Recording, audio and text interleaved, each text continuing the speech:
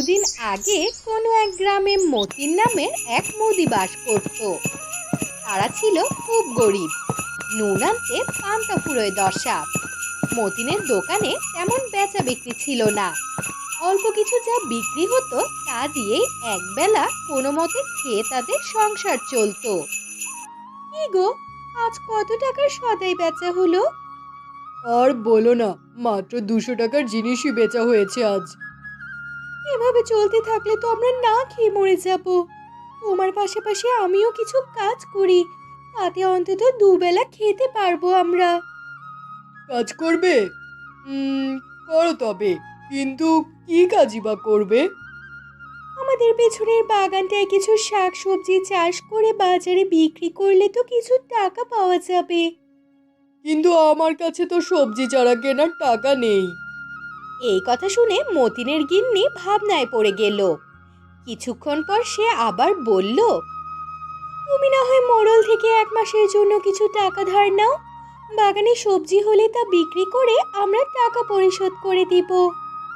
কিন্তু গিন্নি, মোড়ল তো বেশ চড়া সুদের টাকা ধার দেয়। 1 টাকা নিতে গেলে 30 টাকা সুদ গুনতে হবে। অত টাকা কিভাবে শোধ দিব?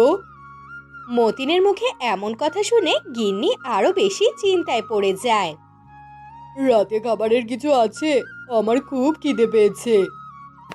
মতিনের ডাক শুনে গিন্নির চিন্তায় ব্যাঘাত পড়ে। গিন্নি উঠে মুড়ি আর পানি এনে মতিনকে দেয়। এই নাও গো, এ কটা মুড়ি আর জল ছাড়া কিচ্ছু নেই। দাও, তাই খেয়ে নেই। রাতে মুড়ি আর জল খেয়ে তারা ঘুমিয়ে পড়ে। পরদিন সকালে মতিন দোকানে চলে গেলে তার গিন্নি পাশের বাড়িতে যায়। তাকে আসতে দেখে প্রতিবেশী মায়া বলে, আরে বৌদি, এসো এসো, ভেতরে এসো। হঠাৎ এই সাত সকালে এলে, কিছু লাগবে নাকি তোমার? আর বলো না গো, খুব কষ্টে দিন যাচ্ছে। আমি তোমার কাছে একটা সাহায্য চাইতে এসেছি। বলো না, কি সাহায্য করতে পারি? তোমাদের তো সবজির জমি আছে, আমাকে সবজি চারা দেবে তোমাদের কাছ থেকে? এ আবার কেমন কথা গো? অন্য কিছু হলে দিতে পারতুম বাবু, কিন্তু ওসব চারা তো আর দেওয়া যাবে না। ওসব আমাদের ব্যবসায় লাগে। এই তো তোমাকে আমি দিতে পারবো না, তুমি এসো এখন। মায়ের কথা শুনে মতিন গিন্নি মন খারাপ করে চলে আসে। সে ধীরে ধীরে হাঁটতে হাঁটতে নদীর পাড়ে এসে দাঁড়ায়। চারা তো পেলামই না, উল্টো কত কথা শুনে আসলাম। গরিব বলে কেমন দূর দূর করে তাড়িয়ে দিল। এসব বলে মতিন গিন্নি দাঁড়িয়ে কাঁদতে শুরু করে। হঠাৎই তার চোখে পড়ে কিছুটা দূরে নদীর ধারে একটা লেবু গাছ আটকে আছে। তা দেখে গিন্নি দৌড়ে এসে লেবু গাছের কাছে যায়। আরে, এ তো একটা লেবু গাছ! বাহ, কি সুন্দর ছোট ছোট লেবুও ধরে আছে। কিন্তু এত সুন্দর গাছটিকে কে এমন করে উপড়ে ফেলে দিল? আমি বরং এক কাজ করি, এই গাছটি তুলে আমার বাগানে লাগাই। যেমন ভাবা তেমন কাজ। মতিন গিন্নি তখনই গাছটি তুলে তার বাগানে নিয়ে এসে লাগিয়ে দেয়। এইবার ঠিক আছে, কোনো কিছু তো পেলাম না, তাই লেবু গাছটা থাকলে তো লেবু বিক্রি করা যাবে। বিকেলে মতিন ঘরে ফিরে এসে দেখে বাগানে একটি লেবু গাছ লাগানো হয়েছে। এ লেবু গাছ কোথায় পেলে গিন্নি? কি সুন্দর ছোট ছোট লেবু ধরে রয়েছে। এরপর গিন্নি মতিনকে সব ঘটনা খুলে বলে। সব শুনে মতিন বলে, বেশ হয়েছে তো গিন্নি, কটা লেবু বিক্রি দিয়েই শুরু করো তবে। পরদিন সকালে মুদি গিন্নি গাছ থেকে লেবু পেড়ে নিয়ে সেগুলো বাজারে বিক্রি করতে চলে যায়। লেবুগুলো বাজারে নিতেই নিমিষেই সব বিক্রি হয়ে যায়। আরে বাহ, এ তো অবাক কাণ্ড! এক মুহূর্তেই দেখি সব লেবু বিক্রি হয়ে গেল। আজ কিছু বাজার নিয়ে বাড়ি চলে যাই, কাল আবারও সকাল সকাল লেবু বিক্রি করতে আসবো। এরপর থেকে প্রতিদিন সকালেই মুদিগিন্নি বাজারে গিয়ে লেবু বিক্রি করতে থাকে। আর তাদের সংসারের অভাবও ধীরে ধীরে কমতে শুরু করে। এক তীব্র গরমের দিন মতিন তার বউকে বলে, গিন্নি শুনছো? আজ আমাকে দোকানে যাওয়ার সময় কটা লেবু দিয়ে দিও সাথে। যা গরম পড়েছে, একটু লেবু জল খেতে পারলে বেশ শান্তি লাগবে। তুমি বসো, আমি এখনই গাছ থেকে তোমাকে টাটকা লেবু এনে দিচ্ছি। একটু পর মতিন লেবু নিয়ে দোকানে চলে যায়। মতিন লেবুগুলো নিয়ে দোকানের এক ঝুড়িতে রেখে দেয়, কিন্তু তার সাথে সাথেই দোকানে অনেক ক্রেতা আসতে শুরু করে। এভাবেই সারাদিন মতিনের অনেক বেচা বিক্রি হয়। জানো গিন্নি, আজ অনেক টাকা পেয়েছি। আজ হঠাৎ বেশ অনেকজন ক্রেতা এসেছিল দোকানে। বাহ, তাহলে তো ভালোই হলো। পরদিন মতিন লেবু না নিয়েই দোকানে গেল, কিন্তু সেদিন তার আবারও আগের মতো বেচা বিক্রি হলো না। কিন্তু দু একদিন পর যখন মতিন আবার লেবু নিয়ে দোকানে গেল, সেদিন আবারও তার অনেক বেচা বিক্রি হলো। এতে মতিনের মনে সন্দেহ জেগে উঠল।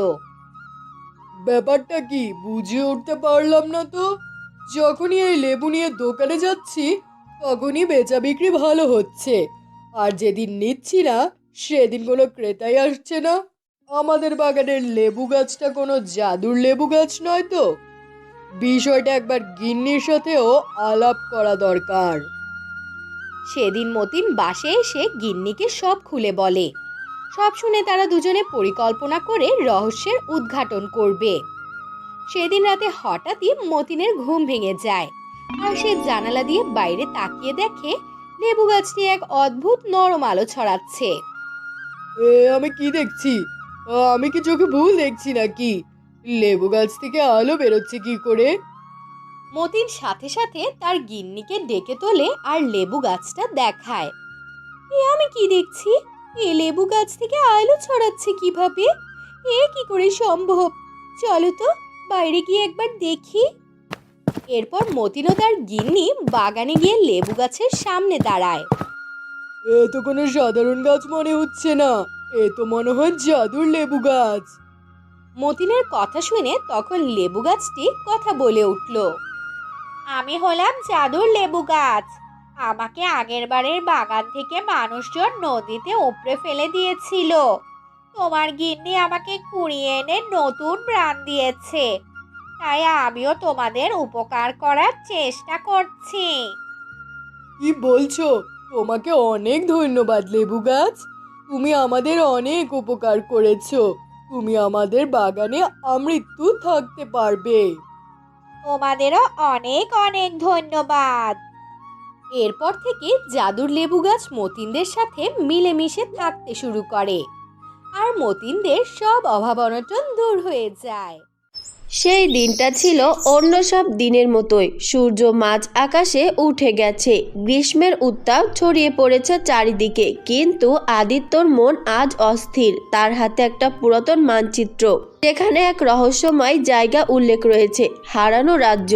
এই মানচিত্রটা আদিত্যের দাদা সংগ্রহ থেকে পায়, যেটা তিনি বহু বছর ধরে লুকিয়ে রেখেছিলেন। আদিত্য ঠিক করলো সে এই রহস্যের সমাধান করবে। তাই আদিত্য তার এক বন্ধুর কাছে যায়, তার নাম ছিল মীরা। তারপর তারা রওনা দিল জঙ্গলের গভীরে। চলতে চলতে তারা পেল এক পুরাতন পাথরের গেট, যা জঙ্গলের মধ্যেই লুকানো ছিল। গেটের ওপরে খোদাই করা কিছু প্রতীক ছিল, যা বোঝা কঠিন, কিন্তু মীরা যে ইতিহাসে দক্ষ, সে বুঝতে পারল প্রতীকগুলো প্রাচীন এবং ভাষার সংকেত। গেট পার হতেই তারা ঢুকে পড়ল এক বিস্ময়কর জগতে। চারপাশে অদ্ভুত স্তব্ধ, বড় বড় দালান এবং বাতাসে একটা মিনিস্ট্রিয়াল অনুভূতি। মনে হচ্ছিল যেন এক সময় এখানে কেউ বাস করত, কিন্তু এখন সব ফাঁকা। হঠাৎ মাটির নিচ থেকে উঠে এলো এক রহস্যময় আলো। আদিত্য এবং তার বন্ধু অবাক হয়ে গেল। ঠিক তখনই প্রাচীন পাণ্ডুলিপি হাতে পেল তারা। প্রাচীন পাণ্ডুলিপিতে লেখা ছিল হারানো রাজ্যের গোপন সত্য, যে জানবে তাদের জীবন বদলে যাবে। তাদের সামনে এখন দুটো পথ, একটি তাদের ফিরে যেতে হবে, আর অন্যটি তাদের রহস্যের গভীরে টেনে নিয়ে যাচ্ছে। তারা কি করবে? আমার খুব ভয় করছে। এখন আমরা কোন পথে যাব? চলো আমরা বাড়ি ফিরে যাই, এখানে থাকলে আমাদের ক্ষতি হতে পারে। না, সেটা কখনোই হবে না। আমি এই হারানো রাজ্যের রহস্য খুঁজে বের করবই। তুমি এখান থেকে বাড়ি যেতে পারবে না। তুমি আমার সাথে থাকলে হয়তো ভালো থাকবে, তাই আমি তোমাকে বলছি তুমি বাড়ি যাওয়ার কথা চিন্তাও করো না। কিন্তু আমার যে ভীষণ ভয় করছে। আমি এখন কি করব কিছুই বুঝতে পারছি না। তুমি আমার অনেক ভালো বন্ধু, তাই তোমাকে ছেড়ে আমি যেতে পারবো না। কিন্তু তুমি একটু বোঝার চেষ্টা করো, এখানে থাকলে আমাদের বিপদ হতে পারে। তাই চলো আমরা বাড়ি ফিরে যাই, তাহলেই ভালো হবে। তোমাকে তো আমি বললাম যে আমি এখান থেকে যাব না, আর আমি তোমাকে জোর করব না। তুমি চাইলে এখান থেকে চলে যেতে পারো, তোমার ইচ্ছে। কিন্তু আমি এখানে আজ যত বাধায় আসুক না কেন, আমি এখান থেকে পালিয়ে যাব না। আচ্ছা ঠিক আছে, তাহলে চলো সামনের দিকে এগোনো যাক। আমি তোমাকে ছেড়ে এখান থেকে যাব না। তুমি আমার শুধু বন্ধুই না, আমার জীবন, কারণ আমি তোমাকে ভালোবাসি। তাই তো এখন তোমাকে এই বিপদে রেখে যাব না। আচ্ছা ঠিক আছে, তাহলে চলো সামনের দিকে এগোনো যাক। আর শোনো, কখনোই ভয় পেয়ে চলে এসো না। ভয় পেলে কখনোই জয় করা সম্ভব না। তাই মনে সাহস রেখে সামনের দিকে এগিয়ে চলো। তারপর তারা দুইজন সামনের জগতে এগিয়ে গেল। তারা দেখলো যে নতুন এক পৃথিবী, কিন্তু তারা সেখানের কিছুই জানে না। সবকিছু তাদের কাছে অপরিচিত। তাই তারা সামনের পথে হাঁটতে থাকে। কিছুটা পথ যাওয়ার পর আদিত্য এবং মীরা দুজন মিলে এক বাড়িতে যায়। আর সেখানে গিয়ে তারা বলে, বাড়িতে কেউ আছেন? বাড়িতে কেউ আছেন? কেউ কি আমাদের কথা শুনতে পারছেন? যদি ভেতরে কেউ থাকেন তাহলে দয়া করে একটু বের হন। আমরা অনেক বিপদে পড়ে আপনাদের এখানে এসেছি। আদিত্যের কথা শুনে তখন ঘর থেকে এক বৃদ্ধ মহিলা বেরিয়ে আসে আর বলে, কি হয়েছে যুবক, তোমরা কোথা থেকে এসেছো? তোমাদের তো আগে কখনোই আমি রাজ্যে দেখিনি। তোমরা দুজন কি এখানে পথ ভুলে চলে এসেছো? হ্যাঁ গো বুড়িমা, আমি আর আমার বন্ধু আদিত্য আমরা আরেক পৃথিবী থেকে এখানে এসেছি। আমার নাম হচ্ছে মীরা আর আমার বন্ধুর নাম আদিত্য। আমরা এখানে পথ ভুলে এসেছি। না না, আমার তো এখানে কিছু একটা খটকা মনে হচ্ছে। তোমরা সত্যি করে বলো, তোমরা এখানে কেন এসেছো? তোমরা কি এই রাজ্য থেকে গুপ্তধন নিতে এসেছো? না বুড়িমা, তুমি আমাদের ভুল বোঝো না। আমরা এখানে সত্যিই পথ ভুলে চলে এসেছি। আর আমাদের মনে এত লোভ নেই যে এখান থেকে গুপ্তধন নিয়ে যাব। আর আমরা জানিও না যে এখানে গুপ্তধন লুকিয়ে রাখা রয়েছে। আচ্ছা, তাহলে আমাকে পরিষ্কার করে বলো তো, তোমরা দুজন এখানে কিসের মাধ্যমে এসেছো? তোমরা কি কোথাও থেকে মানচিত্র পেয়ে এখানে এসেছো? হ্যাঁ, আমরা একটা পুরাতন মানচিত্র পাই আর সেটা দেখে আমরা উত্তেজিত হয়ে গিয়েছিলাম। আর আমরা দুজন সেই মানচিত্র দেখে এখানে চলে এসেছি, কিন্তু এখান থেকে আর বের হতে পারছি না। আচ্ছা, আপনি কি আমাদের বলতে পারবেন এখান থেকে বের হব কি করে? তোমরা যেহেতু এখানে চলেই এসেছো, তাই তোমাদের এখানে কিছুদিন থাকতে হবে। তারপর আমি তোমাদের এখান থেকে যাওয়ার রাস্তা বলে দিব। আচ্ছা ঠিক আছে, কিন্তু আপনি কি আমাদেরকে একটু বলবেন এটা কোন জায়গা আর এই জায়গার নাম কি? এটা এক পুরাতন রাজ্য। এখানে অনেক পুরাতন মানুষেরা বাস করে। এখানে তোমরা দুজন আমার বাড়িতে থাকতে পারো। আমি তোমাদেরকে আমার বাড়িতে জায়গা দেব। আচ্ছা ঠিক আছে, আপনাকে অসংখ্য ধন্যবাদ। আপনার কারণে আজ আমরা একটু আশ্রয়ের জায়গা পেয়েছি। কিন্তু শোনো, আমার বাড়ি থেকে কখনোই বের হতে পারবে না। আর যদি আমার বাড়ি থেকে বের হও, আর যদি তোমাদেরকে এই রাজ্যের পাহারারা দেখে ফেলে, তাহলে তারা তোমাদেরকে ধরে নিয়ে যাবে। আচ্ছা ঠিক আছে বুড়িমা, আমি এবং আমার বন্ধু আদিত্য আপনার কথা মেনে চলবো। আপনি আমাদের উপর যে উপকার করেছেন তা কখনোই আমরা ভুলবো না। তারপর বৃদ্ধ মহিলাটি তাদের ঘরে নিয়ে যায় আর তাদেরকে চা নাস্তা খাওয়ায়। শোনো বাচ্চারা, আমি এখন একটু বাইরে যাব, তোমরা ঘরে থেকো। আর এখান থেকে ভুলেও বের হওয়ার চেষ্টা করো না, তাহলে কঠিন বিপদে পড়ে যাবে। আচ্ছা ঠিক আছে, আমরা ঘরেই থাকবো। আপনি না আসা পর্যন্ত আমরা কোথাও যাব না।